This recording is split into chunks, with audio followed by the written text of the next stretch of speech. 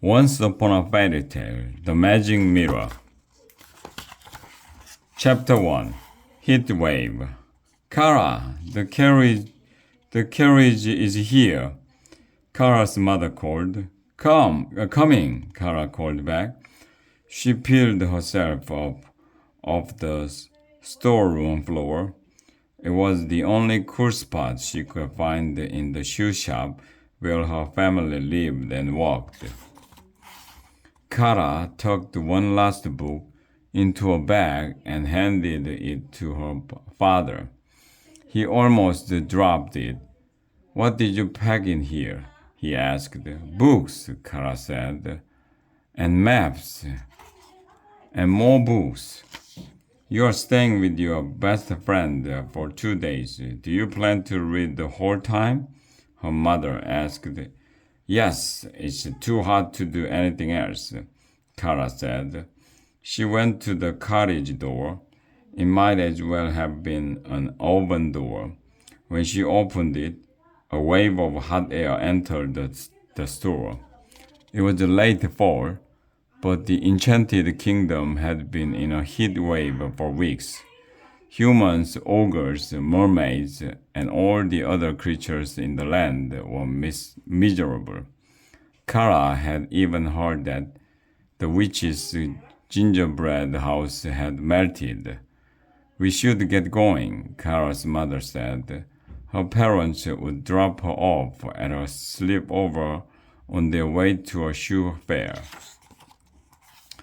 Kara climbed into the carriage and squeezed between the boxes of shoes her parents had packed for her for the fair. The carriage left the village and rode past the wishing pond. It hadn't rained in weeks, so there was barely any water. Soon they came to the cottage where Kara's best friend Jed lived with his grandmother. Jed was in the garden, picking cherries, or maybe just eating them. His face was smeared with red. "Have fun," Kara's parents called out as they rode away. Kara went over to Jed. "Isn't it too hot to be out in the sun?" she asked. "No, this weather is great," Jed said. "Look at all this food," Graham says. "I can eat as many cherries as I want. Do you want some?" Kara rolled her eyes. Nothing bothered Jed as long as his belly was full. "No thanks." She plopped down in a shady spot to read a book. But a minute later, Jed yelled, "Nina, no! Don't chew on that!" He ran over to his old pet goat. Nina had pulled rolls of paper out of Jed's bag. Jed was a royal messenger. He delivered letters for the princess and prince and princesses of the land. "What's this?" Kara asked, picking up a scroll. Someone had returned to sender on it in red letters. Jed shrugged. "A message for Prince Patrick," he said. "I tried to delivering it to him, but he sent it back." Kara studied the wax seal. It was a crown of icicles. She recognized it from a book she'd read about the enchanted kingdom's royal families. "Aspen!" she cried. "Bless you," Jed replied. "No, Aspen, the ice princess. This message is from her," Kara explained.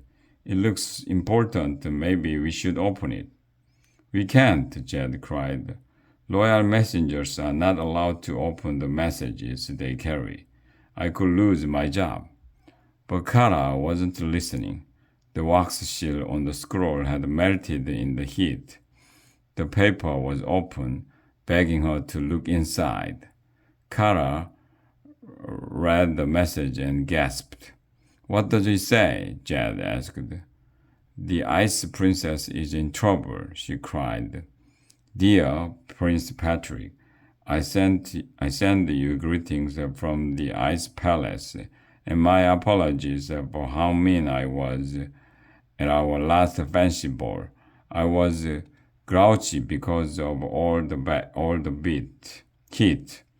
As you know, it is my job to make winter happen each year with my ice magic. I must ask for your help in fixing my magic mirror. Without the mirror, I can't use the ice magic.